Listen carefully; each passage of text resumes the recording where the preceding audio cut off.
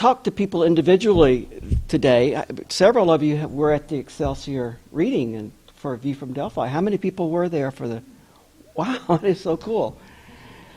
Yeah, just to let you know what's happening with that book, thanks to people like Excelsior Bay Books, is that my agent, Marley, who's also Pat Conroy's agent, which is really, really cool, she fell in love with Hazel and the first book, and was kind of upset because it didn't get a large release. It's a small publishing firm in California. So I was able to get the rights back, and so we're going to re-release the book. So we're pulling all the copies off the shelves. We're going to rename it and probably cut about 100 pages out of it because I've learned to write since then. So it's not often an author gets a chance to go back and create anew and to correct your own mistakes. So I'm excited about that. Also, what's coming up, we've got a memoir, hopefully will be out in a couple of years. And that has come from the stories that I usually tell when I show up at places like the Excelsior Library and tonight. And just a little bit about me, probably a lot about me. I grew up in Mississippi. I did not always have an idea of being a writer. I'm jealous of those writers who say, ever since I was 3 years old, I wanted to write. Well, it didn't hit me until I was about 45 years old.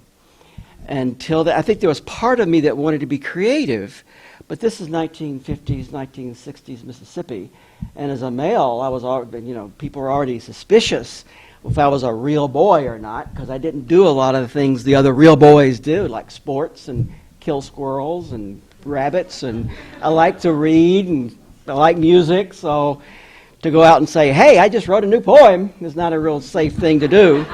Still isn't. So I kept to myself around that creativity. And unfortunately, in my mind, it was showing yourself to be feminine. I think I work with kids now in the 5th grade, and a lot of boys still have that feeling that to do something like that is kind of girly unless it's about sports. And some of them could be the best writers in the world because they've got great stories. So I remember when I was in high school, there was this. My very first memory, as a matter of fact, I haven't told many people about this. I was about 4 or 5 years old, and my father and I would go out riding in his car. And we lived in a little town, and every time he'd come to this railroad stop, these tracks, and he would stop. And I didn't know why he would do that, but every time he would stop, and he would look, and he'd go. I said, Daddy, why are you stopped? And he said, because it tells you to. And I said, what tells you to? And he pointed to the sign, and he says, that sign says, Mississippi law, stop. And I went, oh my God, God must live in that sign, because nobody tells my daddy what to do. And he does it. So at that moment, I fell in love with words. It was just because I wanted that power. And still, I believe if you have the right words, you can control the world. You can change people's minds. You can protect yourself. If you explain things correctly, then nobody will ever get mad at you. You can get rid of conflict. So I fell in love with words. And it was in high school, I was trying to decide what I wanted to be when I grew up. What was my profession going to be? And of course, that's a big statement about who you are as a man for us in Mississippi. And I knew I was supposed to go into business because that's what my dad did. He was very kind of a factory-oriented man, great success, but pulled himself up by his own bootstraps. But I really love poetry. And I just couldn't tell my dad that. I was still looking for that. I think all boys, and probably girls do too, you look for that parent who is like you. So girls go to their mothers and boys go to their fathers, kind of look for that approval, permission to be who you are. And so I couldn't go to my dad directly and say, well, Dad, I need some initiation into manhood. Do you think I could be a writer? And so instead, I wrote a poem for a high school class day. And I knew that much about men. Competition was okay. So I would put my poem up against the others, and I said, if I win, then I'll tell him that I entered, and that'll be a really cool thing, because then I beat somebody. And I did win. And I showed it to my dad, and he looked at it, and then he took his pen out and corrected it for spelling errors and punctuation mistakes. So it's like, okay, so much for writing. And I even took a creative writing course that year, in senior year in high school. And I wrote my first short story. And I remember what it was about. It was about, I was sitting at a table at a friend's house. They were very, very rich, and they were eating spaghetti. And they had all these forks and knives and spoons, and I didn't know which ones to use. And so this girl across the table started pointing what I should do. And so I wrote and said, oh my gosh, she was my savior in the book that evening. And the kids loved the poem, loved the short story, and they were going, oh my God, I can really see that. That's really, really cool. It's the first feedback I'd ever gotten as an author. And I don't know if you've ever had that feedback when you've written something and somebody reads it on their own, and it's like you sent this power, this message to the words. So it was, and then the teacher said, well, yes, I can. Everybody settled down. She said, I just have this one thing to say. I just don't believe that you should use the word Savior unless you're talking about Jesus Christ our Lord. I went, oh my God, writing is dangerous. So, and the only other experience I had was in college. I had to take a freshman honors English, and they made you write a poem. And he wanted me to write a poem that reveals my intimate insides. And at that time, I had had my first sexual experience with a man, with a woman, and my first drink, which became the holy triumvirate of my life. It's like all in the same month. I was just so confused. So it was like I clenched. I don't want to tell people this in a poem. So I put it off and put it off and put it off. And just finally, the night before it was due, I hadn't even written a couplet yet. So I got drunk. And I said, well, it worked for Faulkner.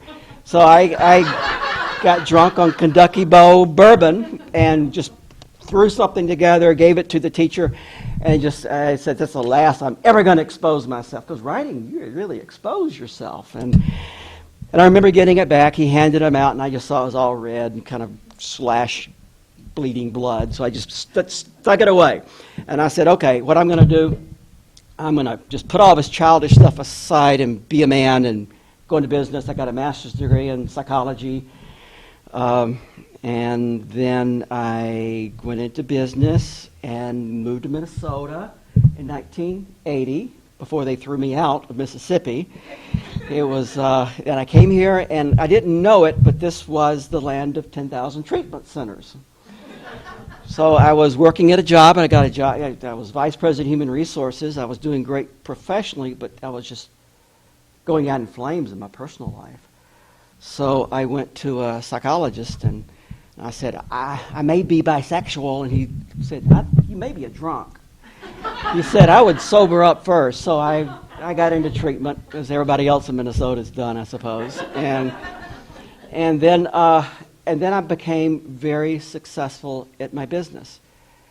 And it was 1995. I was 45 years old. I had a house, perfect house in Golden Valley, beautiful home, a beautiful partner, a beautiful dog, a beautiful job, a beautiful Land Rover. I mean, we just looked good on the Christmas card. It was just like great. We looked great on paper, and I just wanted to kill myself. I just was so I went to my therapist, and I said, I don't know. I said, I've got everything I'm supposed to get. I'm 45 years old, and it all looks like all that's left is the same stuff that I've already done, except bigger and brighter and more expensive. I said, I don't get it. He said, that's because you hate what you do.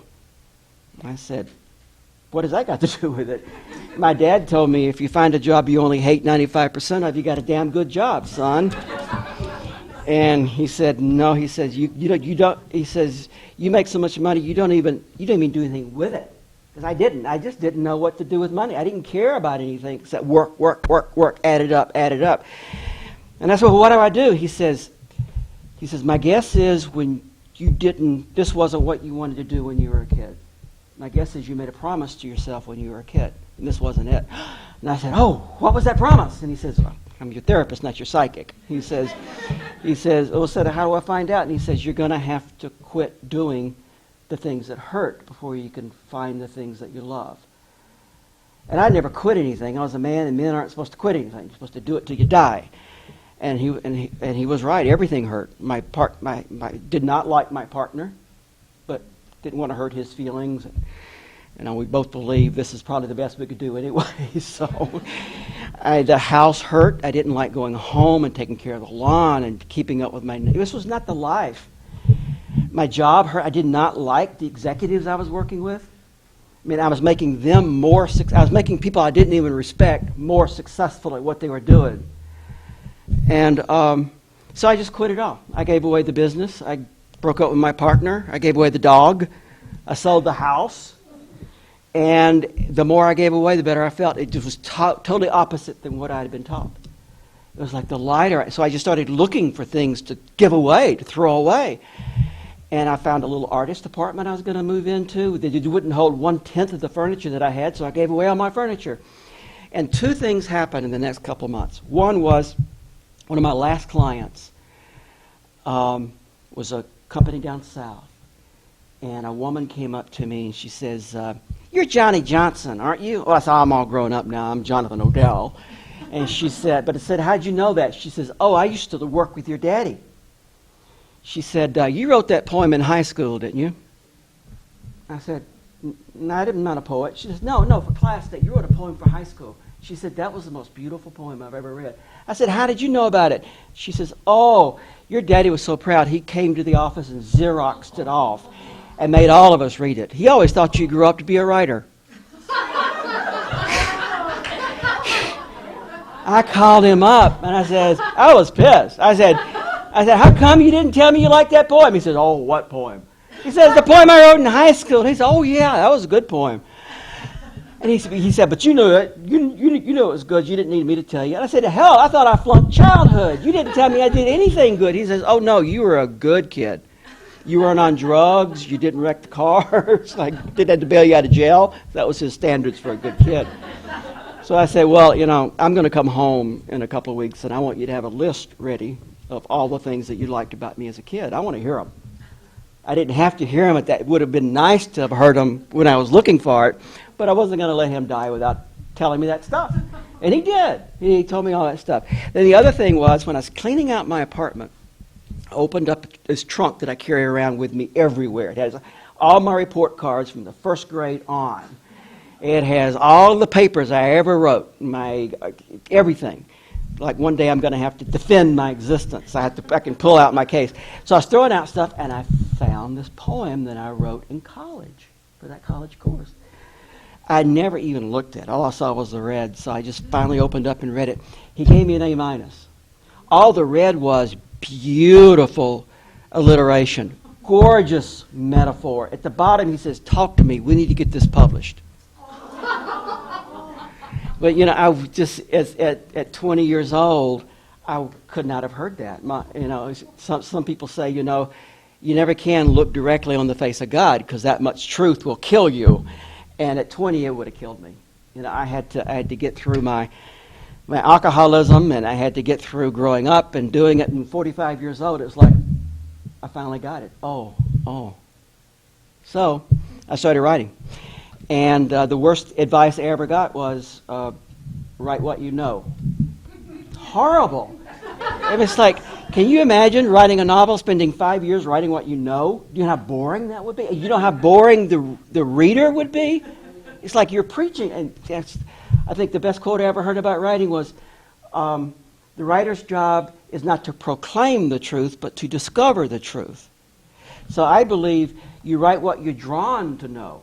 You write what you don't know yet, but you want to know. That's what keeps you going. And also that surprises the reader and the writer. So what I wanted to know was about race. That was one of the first things. I know in 1986, I had lived here for 6 years, sobered up. And by the way, I don't regret drinking. In fact, I tell people if you got to grow up gay in the South, I recommend drinking. It's like, that got me through. It was medicated. That's the only way I could feel joy. Everything else was just depression. But in 1986, I had some sobriety under my belt. I worked on my sexual stuff, and I called my parents into therapy, dragged them through family therapy. They all came. Never spoke to me again, but they all came. And by 1990, I thought I was healed. I thought I had it made. I was a young, white, gay, out and proud man and making a lot of money, and I'd done my therapy, and I was sitting there in front of the TV. It was 1998, as a matter of fact, and it was the 20th anniversary of the assassination of Dr. Martin Luther King. So I was sitting in my living room on Lake Calhoun watching the TV, and they were showing all these old film clips from the 1960s, like they usually do on these anniversaries. Usually Dr. King's speech in Washington, or him marching. He was marching through these Mississippi towns I grew up in. I'd seen this when I was a kid, but it was just those black folks. It didn't have anything to do with me. And it was kind of like Huntley Brinkley would show it, and Walter Cronkite would show it, and it was just those people.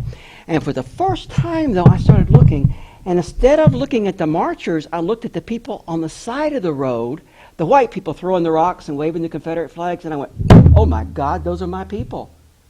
This isn't black history, this is my history. And everything that I know about who I am is a lie, because it's all built on the silence of an entire race, especially in the South. My privilege, my sense of superiority, the feeling that I had made it in the world on my own, it was a lie. I made it on the backs of people who weren't allowed to speak up, who were like 70-year-old men who had to call me sir and mister when I was 6 years old, and I didn't have to call them. I could call them boy. I could call them the N-word. I could call them whatever I wanted to. I was taught early on their story didn't matter, and nobody told me their story created my story. So that's when I decided I don't know who I am.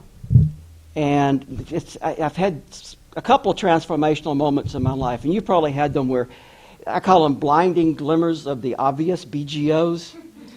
It's things that have been around you all of your life, but you've never seen them, and then one day somebody says something different, or you look at it differently, and oh my God, and everything in your life shifts.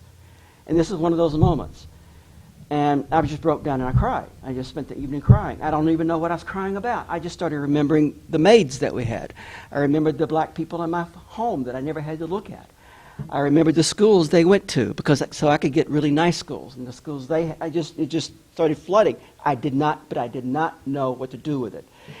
The next day I opened up the paper, the Star Tribune, and there was a feature writer, and she had gone and called 10 people, 20 people across the country and asked them the same question, is the dream dead? Talking about Martin Luther King's I Have a Dream speech.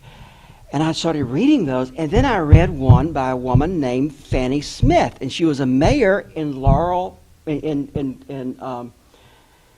Falcon, Mississippi. And she was exactly my age. She was black, and she was very eloquent in what she was talking about. And I said, I don't know where to start. I'm going to start there. So I called up everybody named Smith in Falcon, Mississippi. Falcon, Mississippi has 300 people in it. And there was no mayor's office. So finally I found her working behind the register at the Packensack convenience store. And she picked up the phone. I said, Mayor Smith, you don't know who I am, but I grew up in Mississippi, and I just think I don't know who the hell I am. I was lied to in my history books. I was lied to about who I am. I said, and you grew up in the same time I did, but in a totally different world, and I don't know anything about you. And I think your stories kind of created my stories. I said, do you have stories you can tell me about growing up in Mississippi? She says, honey child, do I have stories I can tell you about growing up in Mississippi? But she says, I'm not going to do it over the phone. If you really want them, you're going to have to come to me. And I'm not here to make you feel better. I'm not here to make you feel superior. I'm not here to, any of that stuff. And I don't need saving. But if you're hurting like you say you are, I am a Christian, and it's my duty to do what I can to help you heal. So I got a plane, flew into Memphis, rented a car, drove to Falcon, Mississippi, and met Miss Smith. And she took me around, and it was just a dump. I mean, the whole town was nothing but shacks. And I was saying, have things changed? And she said, well, yes and no. She says, I'm mayor, and that couldn't have happened 20 years ago. But, she says, Falcon, Mississippi's only got 300 people, and 299 are black. There's one white woman, and she lives on the other side of the tracks. And I don't think she voted for me. And so, but she started telling me stories. And it just hit me. These are not the stories that I grew up with. These are not the stories in any of our history books. We learn about Martin Luther King, we learn about Rosa Parks, and that's about it. We didn't even learn the truth about them. They were real troublemakers. And we learned how nice they were. And we don't talk about King after 1963 when he got involved with the Vietnam War and when he started pushing more socialism in this country and really believed that we should redistribute the wealth. We don't talk about Rosa Parks. We just talk about her like, oh, she was just this poor old black woman who was just too tired to move. We don't talk about how she was a highly educated NAACP activist who'd been riding that bus for years waiting for somebody to throw her off so she could go to jail.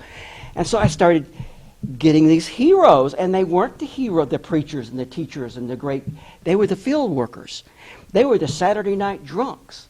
They were the mothers who were illiterate, who didn't have anything left to lose but their lives, but wanted their children to have one day of quality school. They didn't want to be with white people. They just wanted their children to have what white kids had. And it just blew me away. So I said, I spent 10 years just not about writing a book. It was just that I wanted to collect all those stories. And then when I went to my therapist and he told me to drop everything, and I wasn't thinking about writing a book then. I said, okay, I went back to my therapist and said, okay, now what? I got rid of my house, got rid of my partner, got rid of my dog, got rid of my business, now what? He says, why don't you travel? And I said, travel? I said, that'd be great. I'd like maybe go to Scotland or Ireland where my people come from. He said, and I said, I can take a friend. He said, no, you don't understand. Go by yourself and go to a place where you don't speak the language.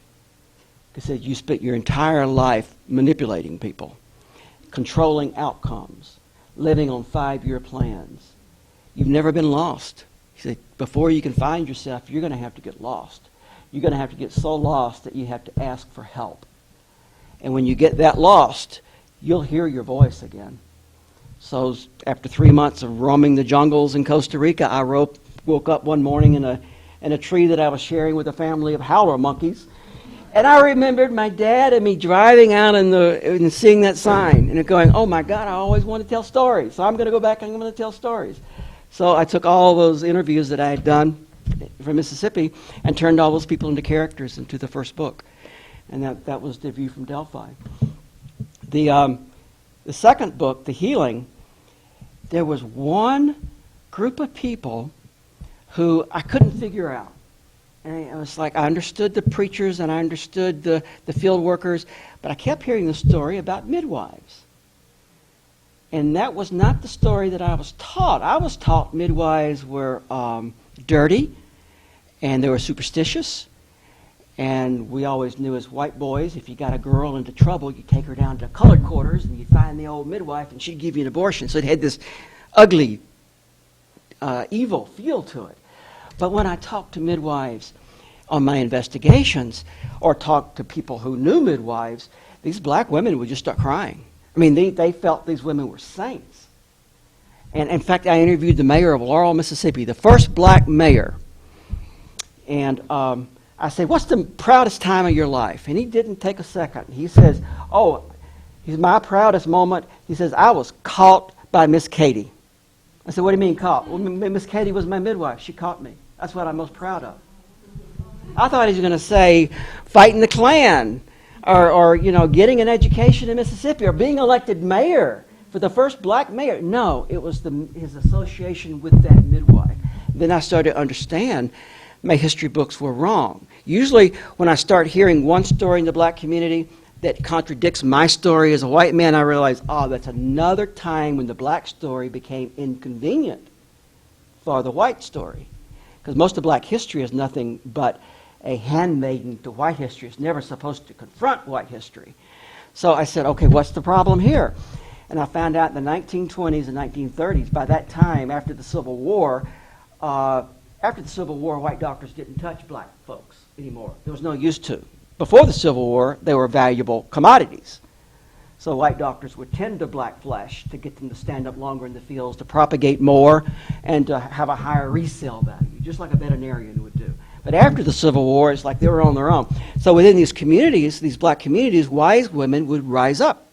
And usually they had some knowledge of roots, or maybe they had a lot of babies or had a lot of sisters and brothers they knew about childbirth, and they became the go-to women that women went to when they were pregnant or wanted to get pregnant and couldn't get pregnant, or were having trouble with their children. And these women were very wise. And so I was starting to understand, oh, that's why the stories are different, because in the 1920s and 30s, the white medical model started to change, and more money was being put into public health. And so white doctors now had more incentive to take care of black patients because the government was paying them. But black patients wouldn't go to white doctors because they didn't trust them. In fact, in Mississippi, up until the 1960s, there was something called the Mississippi appendectomy. A white doctor could sterilize a black woman without even telling her, just because he saw her as a burden on the tax roll, or that she was not that intelligent. Eugenics were in practice. And so blacks do not trust the white medical system. Even today here in Minneapolis, it's really hard to get young black women to go seek out a white-dominated medical, because they don't feel understood. They feel like something's going to be done to them. And oftentimes they're right. So the white doctors had to get rid of the midwives if they were going to have this new target audience. So what they did, they started pairing up with the state legislatures. And the white doctors would write these studies for the medical journals, vilifying the midwife, talking about how they're abortionists, how they're superstitious, how they do things like bury the placenta, or do things like put a knife under the bed to cut the pain. It was all joking. And then also talking about how they were abortionists. They were and then I'm going, whoa, that's where I got my story from. It was from the need to get rid of midwives. And so the state legislature started passing licensing laws where you had to be able to read, number one, and most of these old women could not read. So that got rid of a lot of them, or they had to work under direct supervision of a doctor. So they lost their ability to act independently and started getting pushed aside. And it's still, I thought, well, that's probably not a bad thing, because I'm a believer in science, and I really get upset when people put superstition over science. Today we're still having those fights in the political arena. And then I found an article which went back in the 1940s and did the studies and found out that the live birth rates among those black midwives were 3 times higher than the white doctors who took over. That blew me away. I said, that's got to be a mistake. But then you think about it. A black midwife, not only, if you come see her, not only is she birthing your baby, she probably birthed you. And she probably birthed your mama and your aunt. So if there's anything going on in the family, she knows about that. She's ready for that. Plus, with a white doctor, the blacks had to show up in the doctor's office and be on his schedule. Let's just go ahead and induce labor because I got another one coming in. But the black midwife showed up weeks ahead of time and made sure that when that baby got there, the mother was trained, knew what she was doing. There was food in the house. The midwives I talked to, sometimes they'd take the money from like $1 or whatever from the mother, but they would turn that dollar into food for the baby or stay up all night making clothes for that baby. And then they would show up several weeks after to make sure that baby was integrated into the family. So no wonder they lived longer. So I decided I wanted to write this book about midwives. And as a gay man, I had no interest in going into the birthing room. I thought, I got out of that. That was good. I don't want to talk about women's stuff. But I realized this wasn't about just birthing. This story was about community. It was my story, too, as a man that I'm deprived of, that I'm taught to look down on, this miracle that women play in our life circle, and how denigrated that is, and especially if you're a black person. So I said, that's the story I want to write. It's about community. And I had a friend, black man. I said, I'm going to write a story with a black hero. And he says, oh, great, that's what we need. One more white man writing another story about us black folks. He says, do me a favor. He says, do not write another To Kill a Mockingbird. I said, no, I want to write another To Kill a Mockingbird. I love that book. And he said, yeah, every white liberal loves that book, don't they? And I said, well, why don't you like it? And he says, I do not want my children to read one more book that tells them they have to find a white man to save them. If you're going to write a black hero, then make them a hero on their own terms. Don't make every thought, every action, everything they do determined by some white man who's mean to them or saves them. Let them save themselves. And that's when I knew I needed a midwife, because they operated under that under the blanket of Jim Crow. They were independent, even from their own husbands, which was unheard of in those days, because they were out all night delivering babies in other men's houses. So they had this power about them. So I said, I need to find me a midwife to talk to, because I don't have the voice yet. I'm very auditory, so before I can write a story, I have to have that voice talking to me. So I called up a man in Mississippi that I interviewed years ago, Tommy Tucker, a white man. He worked at Mississippi State, and he also lived on a plantation. And I said, I need to talk to me a midwife, one that won't treat me like a white man who has all the power. I want one that'll take me on and tell me, He says, oh, I got a woman for you. He says, I don't know if she'll talk to you, and if she does, I don't know if you'll want her to, because she doesn't take no stuff from nobody. And I said, how old is she? She's 92 years old, so you better get to her. She grew up, she grew up in those days on the mule, going from house to house. I said, it's exactly who I want to talk to. So he said, okay, her name is Willie Turner, and here's her telephone number. But don't call her, because she's almost deaf, but she's prideful. So if you get her on the phone, she'll pretend like she can hear you. So you'll have the strangest conversation you've ever heard with anybody. See, call her daughter. She's only 70, and she's got good hearing. So I called her daughter, and I said, look, I want to talk to, if it's okay, I'd like to talk to your mom. I've got some questions about being a midwife. Do you think she'll talk to you? Will she talk to you? When can you come? Which that's not what I thought was going to happen. It was like she was really anxious for me to get there. I said, I go back to Minnesota a day after tomorrow, but I can come back down. No, you come on tomorrow. I'll have her ready for you. You come on down tomorrow. Here's where she lives. So I came and I walked into this room, and she introduced me to Miss Turner, and it's like she must have been this tall, but acted like this tall. And she walked up to me. She was about 90. She walked up. Her hands were kind of crippled. And she says, "How do you do, Mr. Odell? Welcome to my home." And it was not kind of mammy-like, deferential, because I'm a white man, and it wasn't arrogant. The only way I can explain it felt like she just blessed me.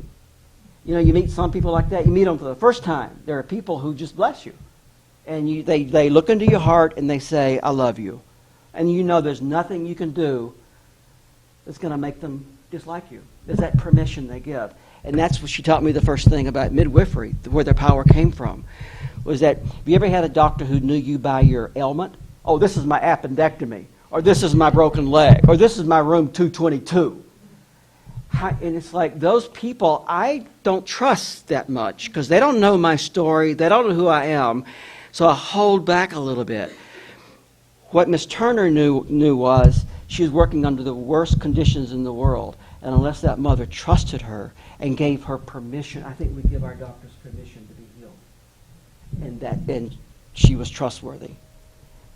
So she sat me down, and we just talked. We talked for 3 hours, and my writing is really illegible, so I would write. I was so excited, I just start writing my questions down, hand it to her, and I'm not even sure she could read. And she would look at it, and she says, "So what you want to know is," and then I just yell it. I said, "What I want to know is my turn." And then she'd say, "What?" And then her daughter was standing there with the good hearing. She says, "Mama, what he's asking is." So for 3 hours, we yelling at each other. God, she had the most wicked sense of humor. Somebody is good at what they do because they have a humor about it. It's not cynical. It's not mean. It's funny, but also dark. Because she could just, I asked her, if you read The Healing, there's a story in there where Rubina fights Polly.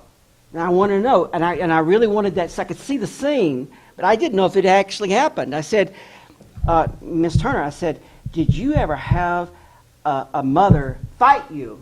She says, "Fight me?" She said, "I had one bite me." And I said, "What'd you do?" She says, "I slapped that woman in the name of Jesus." So it's like, and I don't know if that really happened. In the South, there's a saying which is, all stories are true and some even happen. And I think she was telling me is, there was just me and that woman in that room, and there was no anesthetic. There was no doctor to call on. We had maybe hot water on the stove, and that was it. So unless she trusted me and Jesus, there wasn't no getting out of this. So she had to put her trust in me. And so she had to take charge. And that's the way, this woman was in charge from the moment I met her, but not in a mean way. So I said, that's the personality I want. And then I asked her, I said, I have one scene where I want the baby to be born not breathing. And I said, that ever happened? Because I had this image, I wanted Granada to blow air into the baby's lungs. I just love that image. She said, yeah, it happened a lot. She said, what did you do? She said, well, the first thing you do, you slap their butt, and you got their nose and their and mouth all cleaned up. You got that equipment. But if they don't cry, then what you do, you blow air into their mouth. And I said, well, what if that doesn't work? She says, well, you got your apple crate. I said, oh, you do? She said, oh, yeah. She always bring an apple crate. And she said, so you got that water that's been boiling. You got that boiling when you get there. So if that baby not breathing, you got to hurry. You got to put that boiling pot of water on the floor, put that apple crate over the boiling water, put a pillow on top of the apple crate, and then lay that baby in the pillow.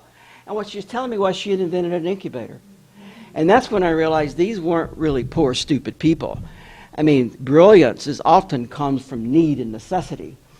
And same way with our herbs, which a lot of pharmaceutical companies are now selling now without attribution. Same way with St. Kate's and other colleges who have midwifery courses now. They're teaching a lot of these techniques that the midwives brought over from Africa without attribution. They call it modern midwifery. Let's make the patient the center of the experience rather than the doctor. That's what midwives did.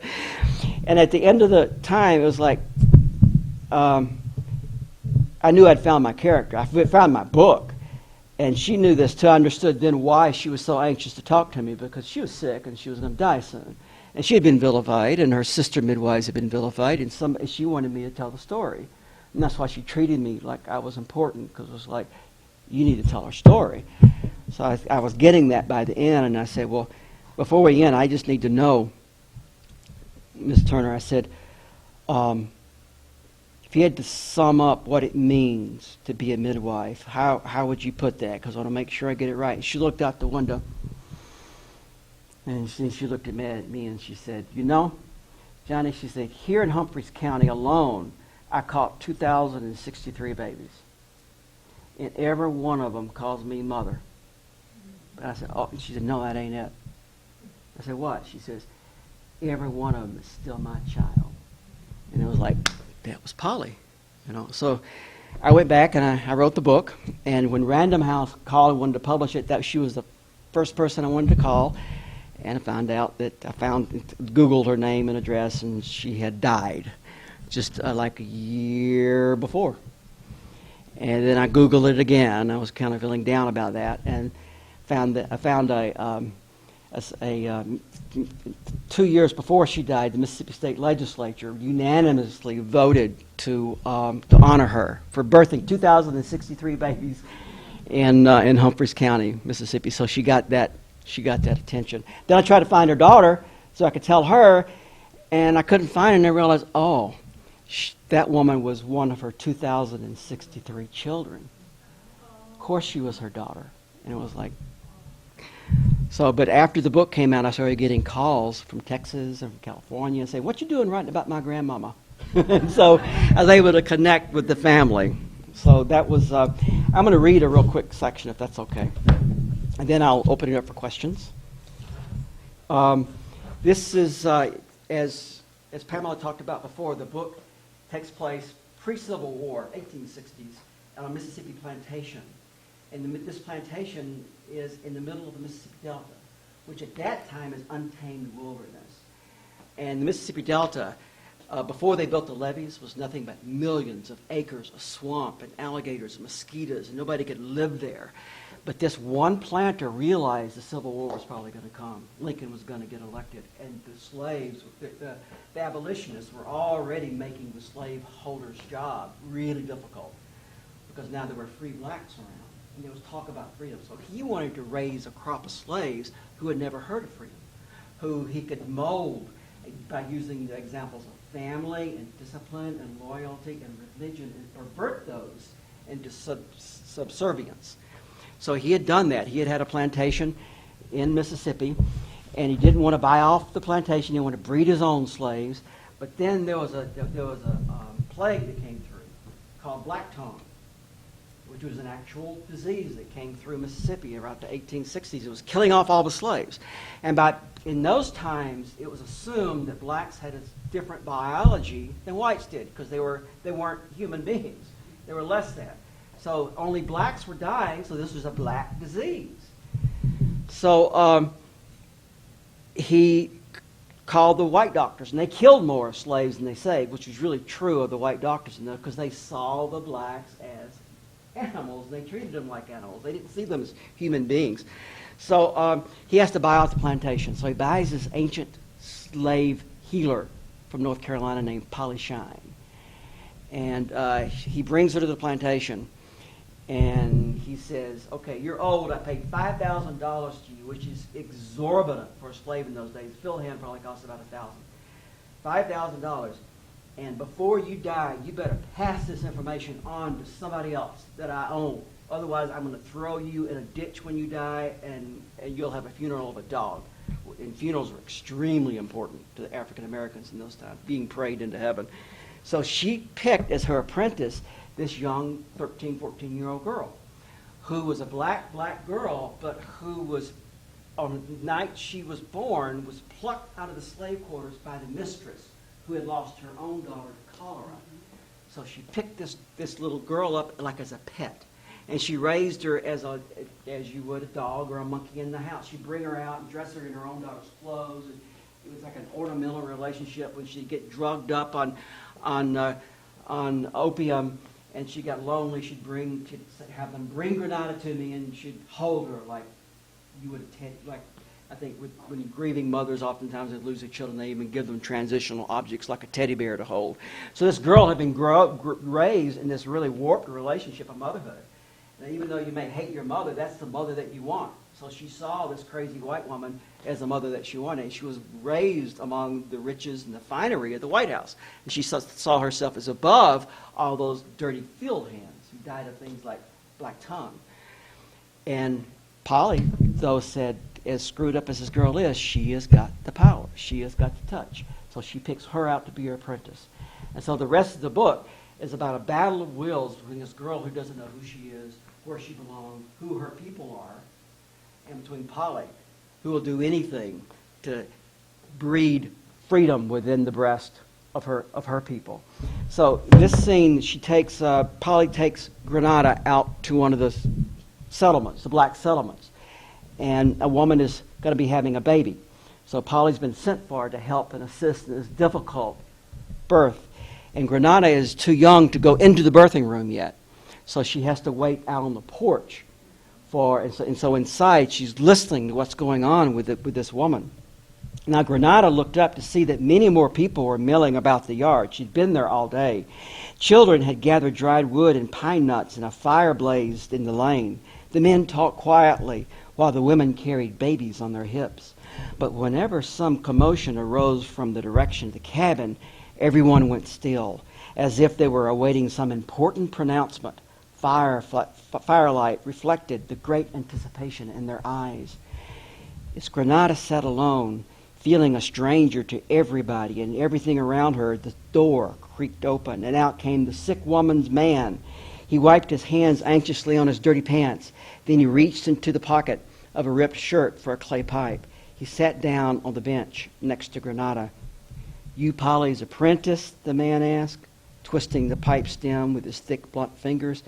Granada shrugged, not knowing what he meant by the word. He smelled of sweat and tobacco, and Granada inched away. "Well," he said, taking her lack of response in the affirmative, "don't reckon you could ask for nobody better than Polly Shine to learn under. That's what I hear, anyhow." He laughed subconsciously and said, "She make the lame walk and the blind sure enough see. At least that's what they tell me. Sure cured that black tongue. They about right about that?" He looked at Granada for reassurance. "They say she totes her conjuring herbs in that sack. Some say she do hoodoo on folks." When she still didn't respond, he muttered softly, "Sure hope she knows what she's doing." He tapped the bowl of his pipe against his palm and glanced over at his two sons, who stood at the edge of the porch. He lowered his voice and said, "My wife, Sari, she done lost 3 before this one. Last baby nearly took her with him. You ever see Polly do this before?" "Do what?" Granada asked. "What's she doing?" "Don't you even know why you here?" "She don't tell me nothing," Granada said. "Girl, my woman's having a baby," he laughed. "I thought for sure you knew. I thought that's you came to help out." "She got a baby in her belly?" Granada gasped. She had heard about this happening to women, but she had never seen it close up. "Is that why she's sick?" The man laughed. "She ain't sick. She just bigged. And that baby trying to get himself born this very night." Granada thought about that for a moment. Why didn't Polly want Granada to know anything about babies? That's the good stuff. Over the next hour, it was Polly's voice that dominated within the cabin, handing out orders left and right. As the hoarse cries from the woman grew more desperate, Polly's instructions became more succinct, sometimes comforting and other times insistent. "Bear down harder," she would scold. Then she would croon softly, "That's real good, Sari. Now breathe in and out, real easy, like you blowing in a jug." And in the next moment, she would be hollering at the woman again or commanding the other women to get Sari on her feet and walk her around the room.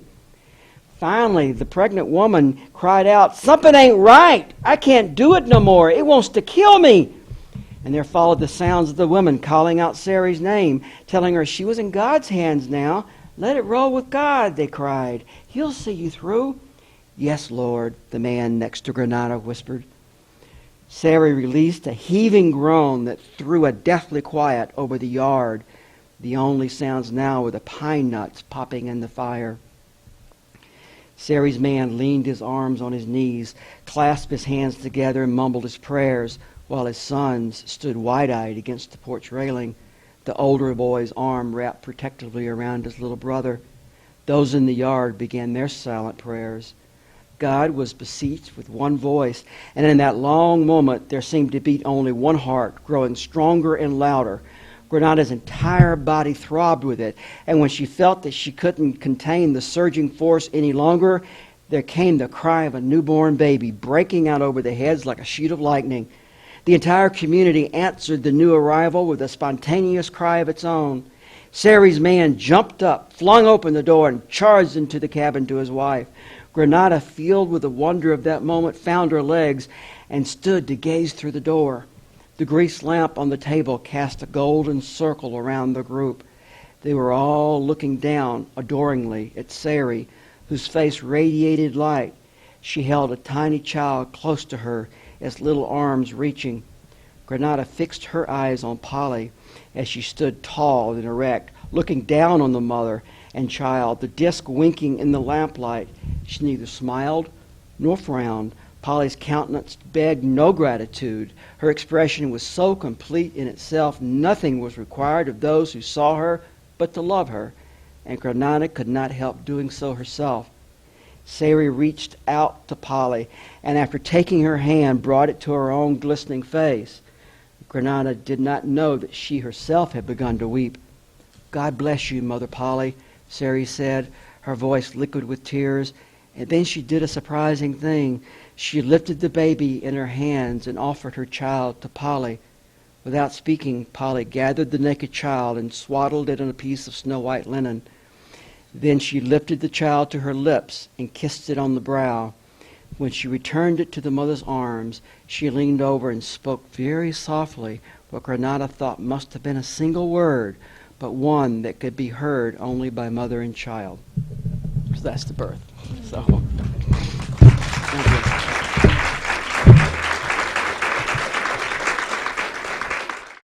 The feedback that we're getting is that, first of all, the title doesn't reflect what the book is about. Marley said it's not about a town, it's about 2 women.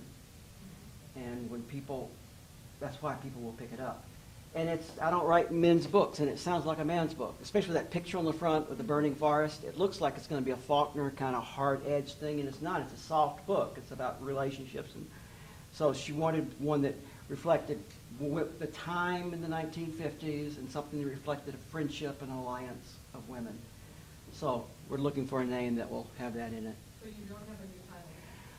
I'm working on, Jim came up with Hazel, Ishii, and the Maids of Mississippi, because it is about those maids. And since The Help stole my plot line, what my agent wants to do now is say, she says, I can see the tagline now. Before The Help, there was The Maids of Mississippi. So I said, Marla, if we just sell one book, I'd love that. That's great.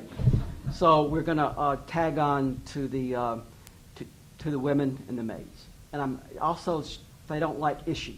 I put Ishii in there because that was, I was almost Ishii. My mother dated a man named Ishii. But so we want something a little more musical. So I think I'm going to change her name to Allgood. Hazel Allgood. Yes, I love men groups. It's like we have one man tonight. That's 6 more than I usually have. So,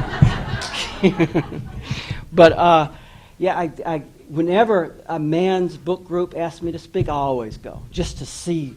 It's just strange to me what they read, and men read differently than women do, and they look for different things. Men are interested in how things get done. What kind of car was she driving? And the women don't care what kind of car it was. You know, what was that little boy doing all by himself? So the men seem to be more plot oriented. What's going to happen, and the women are more relationship oriented. Who does who to who, and how do they feel about it? So I love going to men's groups because it teaches me how to listen for another type of reader. I finished it. I don't know what else to do with it, but I'll get some feedback, and hopefully people will think it's interesting. It's always just embarrassing writing about yourself. And my dad has passed away. I'm sure he'll be glad that he has after the book comes out. Because my mother will have another shock coming. But, after she even found out the first book was about her, she got over that quickly because it was about her. And she lives in an assisted living now. And every time I come home, she has me do a book reading for all her friends. And she gets to introduce me. And whenever anybody comes and moves into her assisted living, she brings Delphi to their door and says, "You got to read this book. It's about me."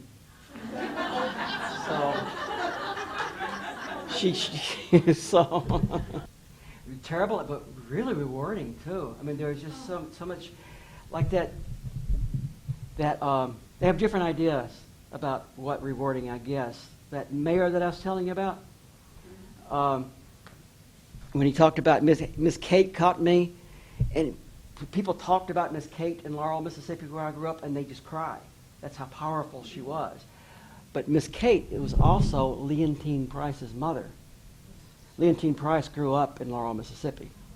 She's the most famous soprano this country's ever. And people intellectually, blacks will say, we're proud of Leontine Price. But when they talk about her, Miss Kate, they cry.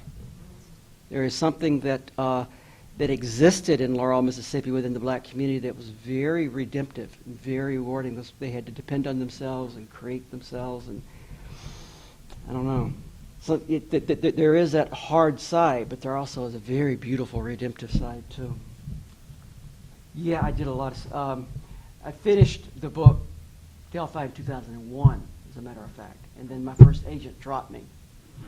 And she says, well, if your name was Fannie Lou Hamer, I could sell this book. She said, they're just not taking books from white authors who are telling black storylines. That was before The Help came along. And she did us all a favor because she kind of broke that barrier. But they weren't taking it. So I got really discouraged and then put the book aside. And I got excited so I started writing these stories about Grenada. And in the meantime started a company around racial dialogue with Don Samuels, who's running for mayor. He's black man, lived in on the north side. In fact, I moved into the north side so that I could better understand my own racist attitudes. And so if you want to know if you're racist or not, go put yourself in the minority. It's amazing what you think. I thought I was a liberal, wonderful, I moved into a black community as a white man, and all my racism just came back. I just learned it's not about me, it's just automatic. It's just these records that will play and play and play. I've been brainwashed. And like recovering from alcohol, I'll always be a racist, but the best I can do is just be honest about it and to catch myself and to talk about it out loud and tell my story and, So a lot happened within that time. So by moving into Jordan, is the name of the neighborhood on the north side, where the riot happened a few years ago, I learned a lot about the black community and the struggles that it goes through to survive. So that taught me a lot about slave plantations. And people were very open to me about their lives and how they were fighting the drugs and the violence, and how they were trying to maintain family and character of their kids at the same time. So a lot of valiant women still doing that. And I fell in love, got married. So I know I've kept y'all really, really late, and I just enjoy so much talking with you. So